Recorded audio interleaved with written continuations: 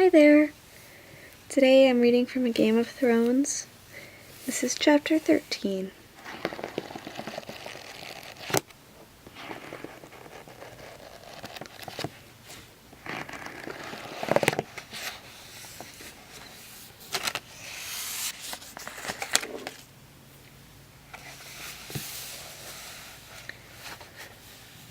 Eddard.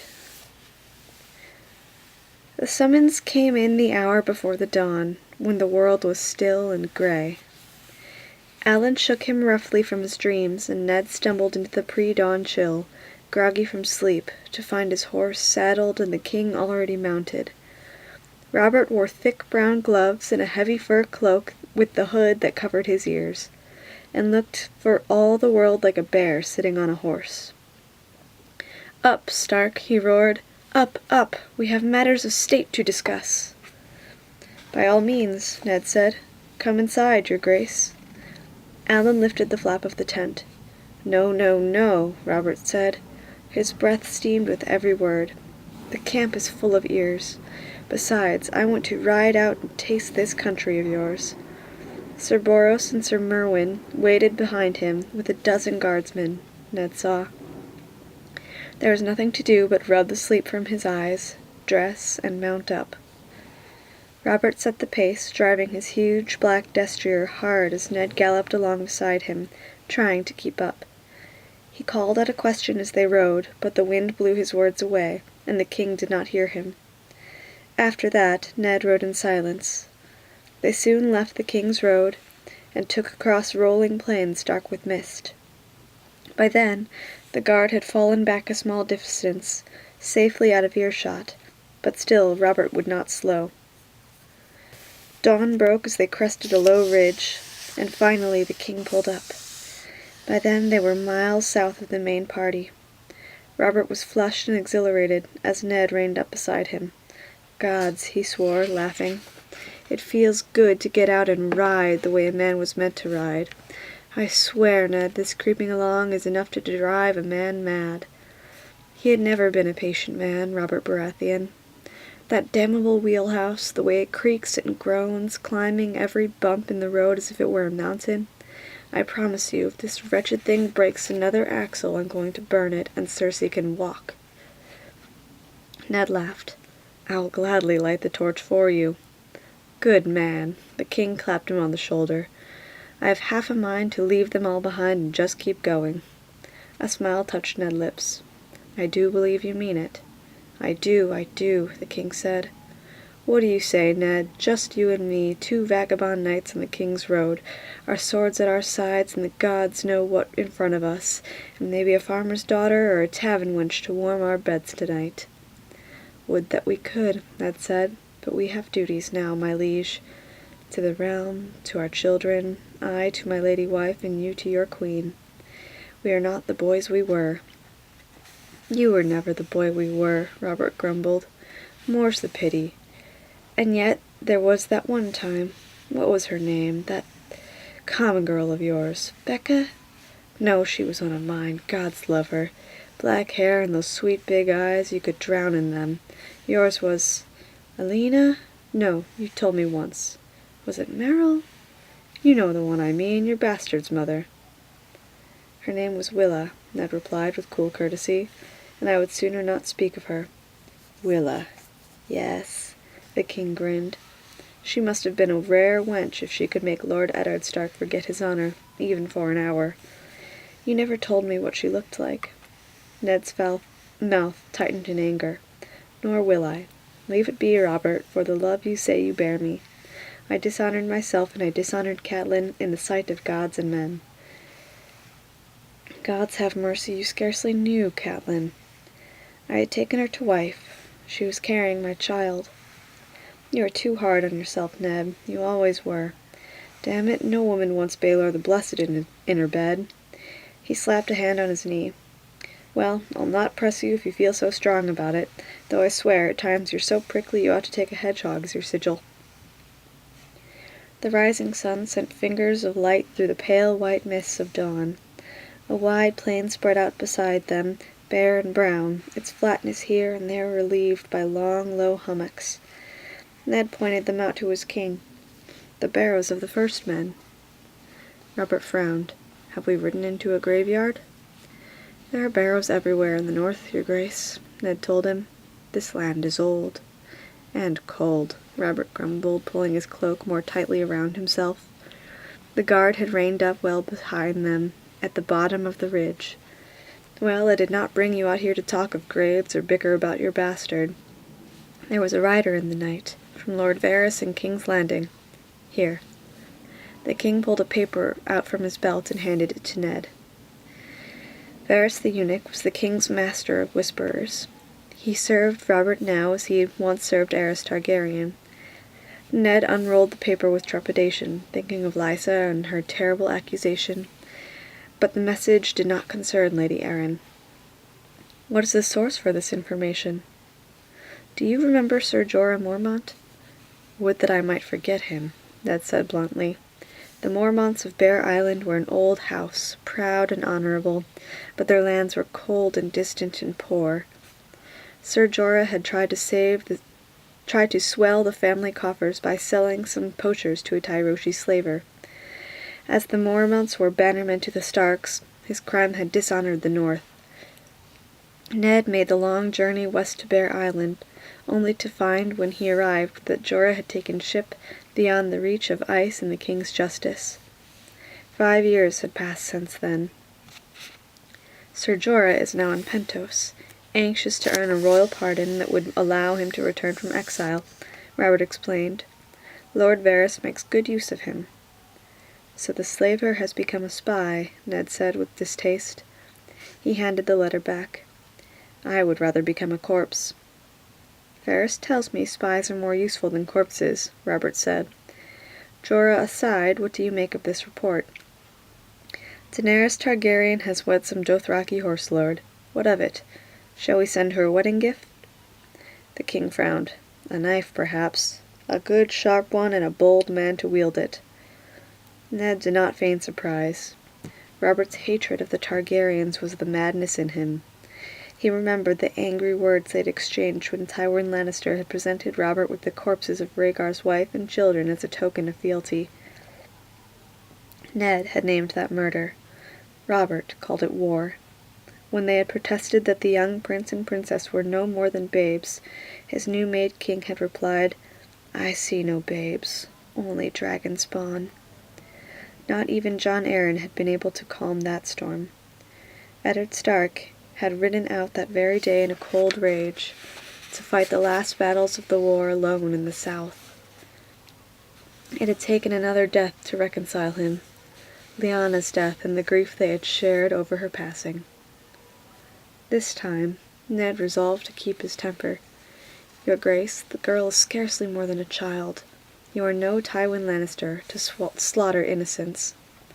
It was said that Rhaegar's little girl had cried as they dragged her from beneath her bed to face the swords. The boy had been no more than a babe in arms, yet Lord Tywin's soldiers had torn him from his mother's breast and dashed his head against a wall.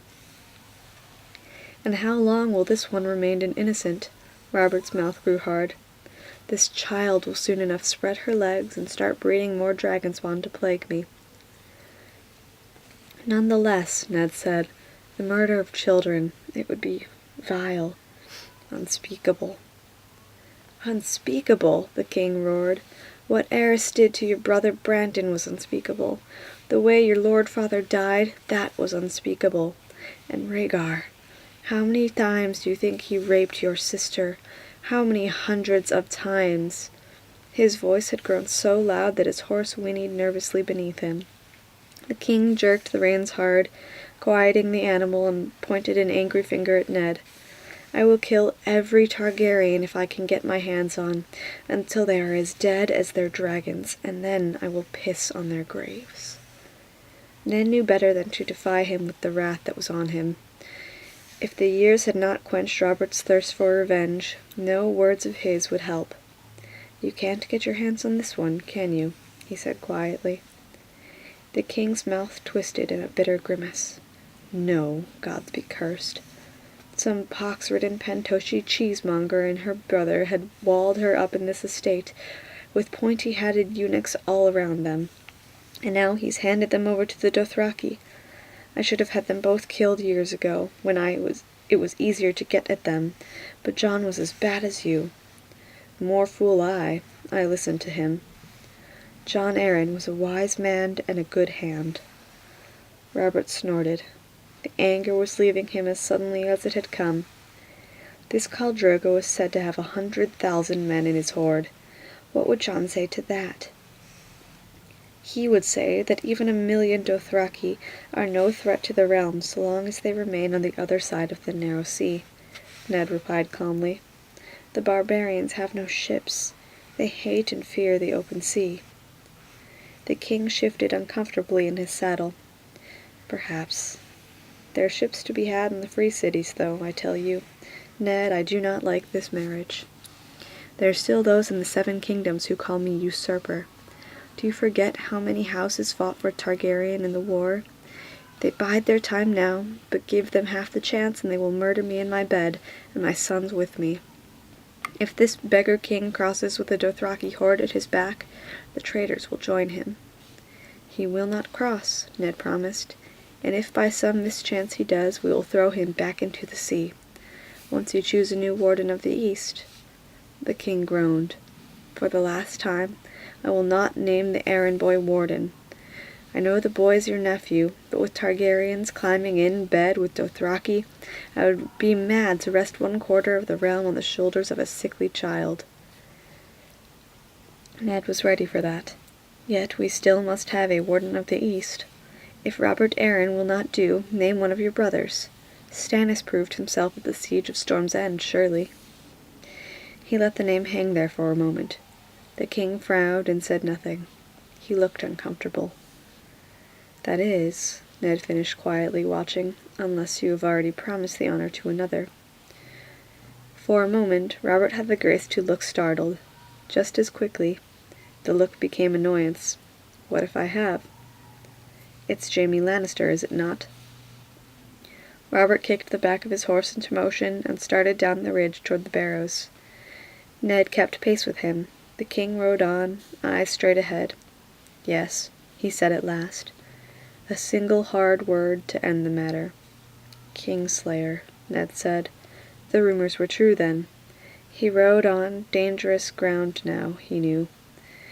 An able and courageous man, no doubt, he said carefully. But his father is Warden of the West, Robert. In time, Sir Jaime will succeed to that honor. No man should hold both East and West. He left unsaid his real concern, that the appointment would put half the armies in the realm into the hands of the Lannisters. I will fight that battle when the enemy appears on the field, the king said stubbornly. At the moment, Lord Tywin looms eternal as Casterly Rock, so I doubt that Jaime will be succeeding any time soon. Don't vex me about this, Ned. The stone has been set. Your Grace, may I speak frankly? I seem unable to stop you, Robert grumbled. They rode through tall brown grasses. Can you trust Jaime Lannister? He is my wife's twin, a sworn brother of the Kingsguard. His life and fortune and honor all bound to mine. As they were bound to Aerys Targaryens, Ned pointed out. Why should I mistrust him? He has done everything I have ever asked of him. His sword helped win the throne I sit on. His sword helped taint the throne you sit on, Ned thought, but he did not permit the words to pass his lips. He swore a vow to protect his king's life with his own. Then he opened the king's throat with a sword.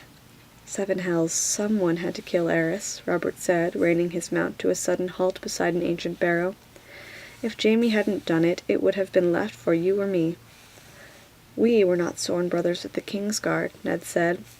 The time had come for Robert to hear the whole truth. He decided then and there. Do you remember the trident, Your Grace? I won my crown there. How should I forget it?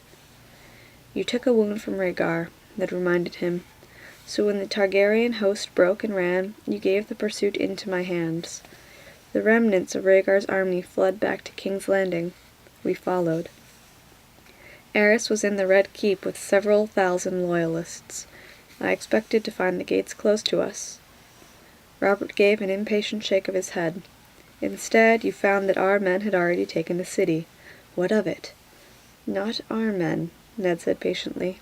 Lannister men. The line of Lannister flew over the ramparts, not a crowned stag, and they had taken the city by treachery. The war had raged for close to a year. Lords great and small had flocked to Robert's banners. Others had remained loyal to Targaryen. The mighty Lannisters of Casterly Rock, wardens of the West, had remained aloof from the struggle, ignoring calls to arms from both rebels and royalists.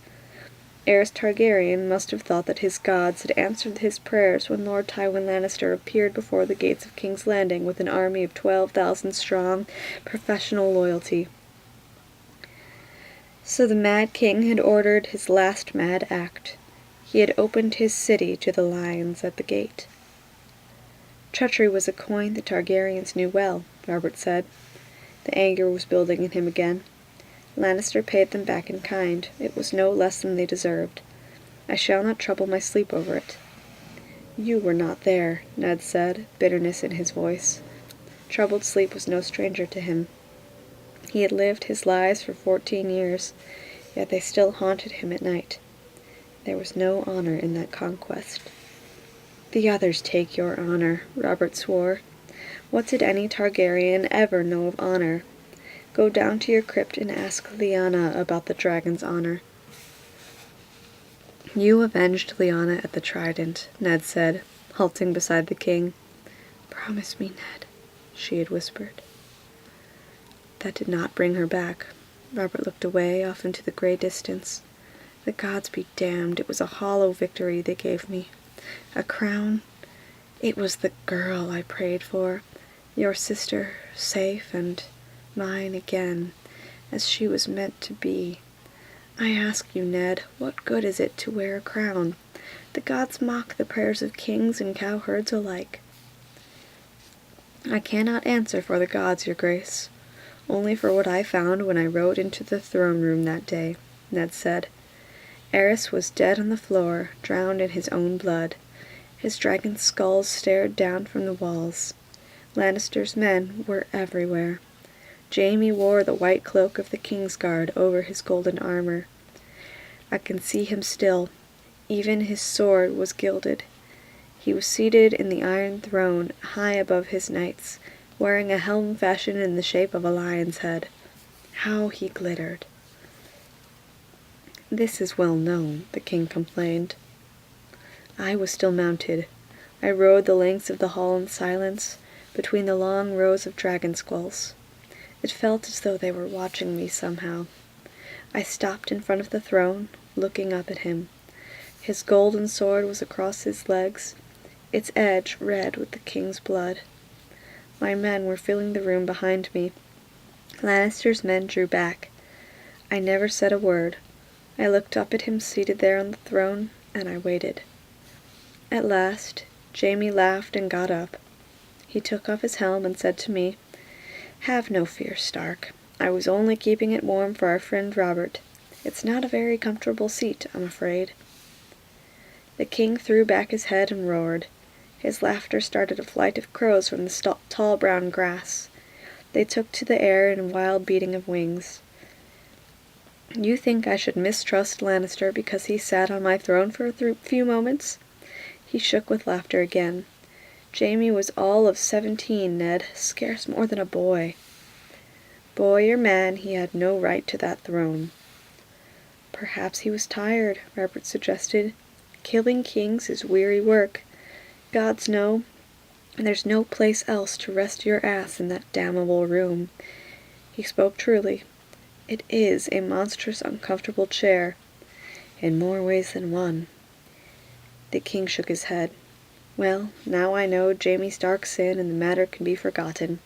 I am heartily sick of secrets and squabbles and matters of state, Ned. It's all as tedious as counting coppers. Come, let's ride. You used to know how. I want to feel the wind in my hair again. He kicked his horse back into motion and galloped up over the barrow, raining earth down behind him. For a moment, Ned did not follow. He had run out of words, and he was filled with a vast sense of helplessness. Not for the first time he wondered what he was doing here, and why he had come. He was no John Arryn to curb the wildness of the king and teach him wisdom. Robert would do what he pleased, as he always had, and nothing Ned could say or do would change that. He belonged in Winterfell. He belonged with Catelyn in her grief, and with Bran. A man could not always be where he belonged, though.